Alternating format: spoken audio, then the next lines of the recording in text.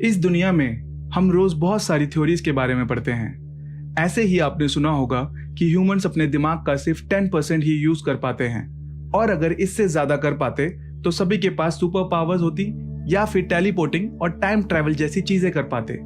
यहाँ तक कि यह भी कहा जाता है कि सभी ह्यूमंस आइंस्टाइन से भी काफी आगे बढ़ जाते।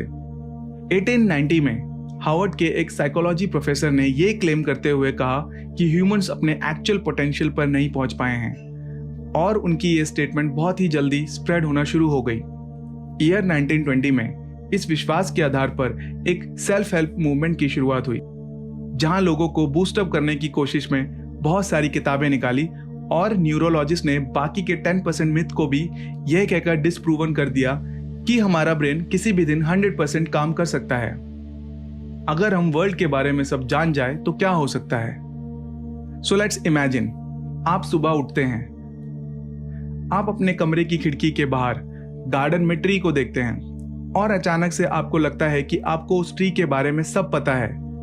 उसका नाम, वो कौन सी स्पीशीज से बिलोंग करता है, उस ट्री की एग्जिस्टेंस कब से है, और वो कैसे एक सीड से एक ट्री बना। ये सब एक फ्लैशबैक की तरह आपके माइंड में चल रहा है। वहीं फिर आपकी नजर रूम में रखी वॉच पर जाती है, और आपको उस वॉच के बारे में सब इंफॉर्मेशन मिल जाती है, जैसे कि वो कब और कहां मैन्युफैक्चर हुई थी। तभी आपको यह भी पता लग जाता है कि नेक्स्ट कमिंग 3 इयर्स में आप अपना घर शिफ्ट करने के समय उस वॉच को गलती से तोड़ देंगे। ऐसे ही अगर आप लोगों के माइंड रीड कर पाते, जैसे कि आपके ऑफिस के कोलीग्स आपके बारे में क्या सोचते हैं, या आपका बॉस आपको प्रमोशन कब दे सकता है, इसी तरह वर्ल्ड की सारी नॉलेज गेन करना एक बून और कर्स दोनों ही साबित हो सकता है। हमारा ब्रेन एक सुपर फास्ट कंप्यूटर की तरह प्रोसेस करता है, जिसमें 1 टन से ज्यादा स्टोरेज हो सकती है, और हमारे ब्रेन में अप्रॉक्स 1 बिलियन से ज्यादा न्यूरॉन कनेक्ट करते हैं, और वो हमारे थॉट्स को डेवलप करने में और दुनिया को समझने में हेल्प करते हैं। हमारा ब्रेन ही हमारी नींद, हमारी भूख और हमारे हर एक्शन के लिए रिस्पॉन्सिबल माना जाता है।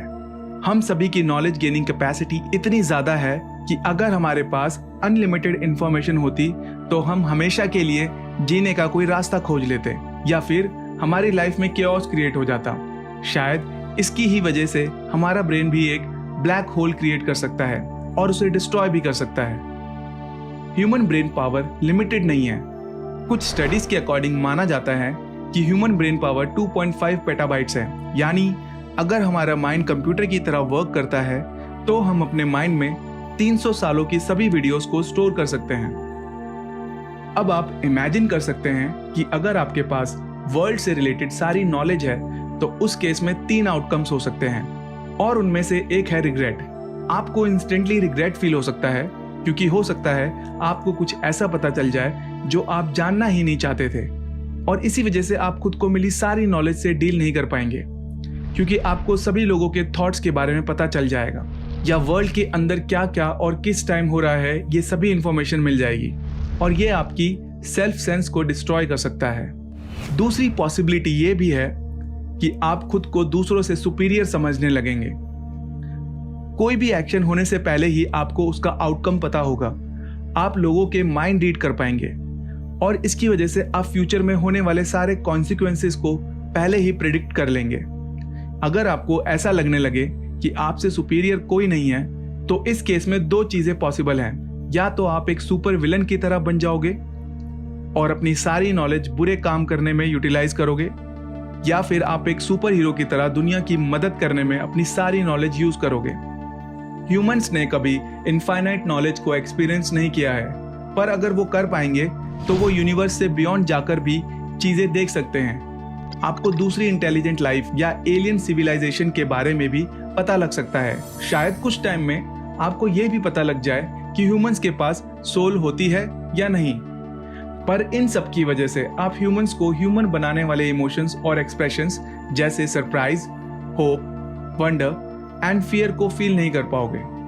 हमारी फीलिंग्स अननोन नॉलेज पर डिपेंड होती है, इसलिए अगर हम सब पहले से ही जान जाएंगे तो हमारे लिए उन्हें एक्सपीरियंस करना मुश्किल हो जाएगा, और हम बस एक इमोशनलेस रोबोट बनकर रह जाएंगे। हमारी मेमोरीज बिलियंस ऑफ न्यूरॉन्स के कनेक्शन पर बेस्ड होती है, और इन कनेक्शंस को हम सिनेप्सिस बोलते हैं। ये मेमोरीज को बनाने की वजह से कभी बहुत स्ट्रांग बन जाते हैं और कभी बहुत वीक रह जाते हैं। मेमोरीज को फॉर्म करने के लिए ब्रेन 2 मेथड्स अप्लाई करता है, केमिकल सिनेप्सिस और इलेक्ट्रिकल सिनेप्सिस। केमिकल सिनेप्सिस एक न्यूरोपाथ के जरिए ब्रेन को इंफॉर्मेशन देते हैं, जिसमें एक छोटा न्यूरॉन कुछ मॉलिक्यूल्स रिलीज करता है और फिर दूसरे न्यूरॉन्स इन मॉलिक्यूल्स को पिक कर लेते हैं। केमिकल सिनेप्सिस में इंफॉर्मेशन को प्रोसेस होने में टाइम लगता है और इसलिए हम कभी-कभी किसी एक्शन पर रिस्पॉन्ड करने में टाइम लेते हैं। इलेक्ट्रिकल सिनेप्सिस में न्यूरॉन्स के बीच गैप होता है, जहां प्रोटॉन्स न्यूरॉन्स के बीच लिंक क्रिएट करने में हेल्प करते हैं। इलेक्ट्रिकल सिनेप्सिस बहुत फास्ट वर्क करते हैं और इसलिए हम कोई भी एक्शन पर इंस्टेंट रिएक्ट करने के लिए इन्हें ही यूज करते हैं। इसलिए वर्ल्ड की सारी इंफॉर्मेशन को ग्रैब करने में इलेक्ट्रिकल सिनेप्सिस ही काम आ सकते हैं। अगर इनफाइनाइट नॉलेज हमारे ब्रेन के थ्रू ट्रैवल करेगी तो हमारा ब्रेन बहुत ओवरलोड हो जाएगा और सभी इंफॉर्मेशन को प्रॉपरली फ्लो कराने के लिए इनफ पाथवेज भी नहीं मिल पाएंगे। इसलिए हमारा माइंड कुछ सिलेक्टेड डाटा ही स्टोर कर पाएगा और बाकी सब डिलीट कर देगा, जिसका मतलब है हम तब भी सारी इंफॉर्मेशन ग्रैब नहीं कर पाएंगे। मेमोरीज टाइम को डिपिक्ट करती है। हमारा ब्रेन वो सभी मेमोरीज स्टोर करता है जो हमने लाइफ में एक्सपीरियंस किया है और ज्यादा इंफॉर्मेशन को स्टोर करने के लिए भी ब्रेन को एक सर्टेन अमाउंट ऑफ टाइम लगता है।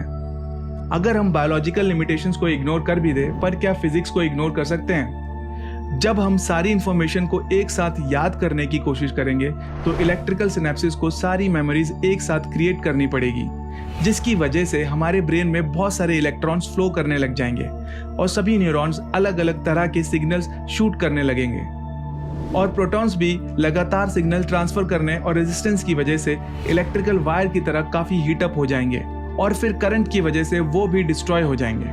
हमारा ब्रेन एक स्मॉल एरिया है जिसमें इनफाइनाइट इलेक्ट्रॉन्स हैं और किसी भी सब एटॉमिक पार्टिकल्स की तरह इलेक्ट्रॉन्स में भी मास और ग्रेविटी होती है।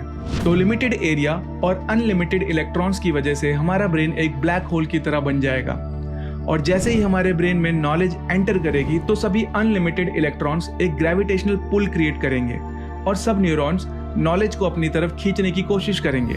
सो हॉकिंग रेडिएशंस के अकॉर्डिंग ब्लैक होल इवेपोरेट हो जाएंगे और इसी तरह हमारा ब्रेन भी कोलैप्स कर सकता है। इसलिए हमारा ब्रेन ना ही बायोलॉजी को बीट कर सकता है और ना ही फिजिक्स को। इतनी सारी कॉम्प्लेक्सिटीज के कारण क्या आपको ऐसा लगता है कि दुनिया के बारे में सब जानना हमारे ब्रेन के लिए इंपॉर्टेंट है? Do let us know your views in our comment section.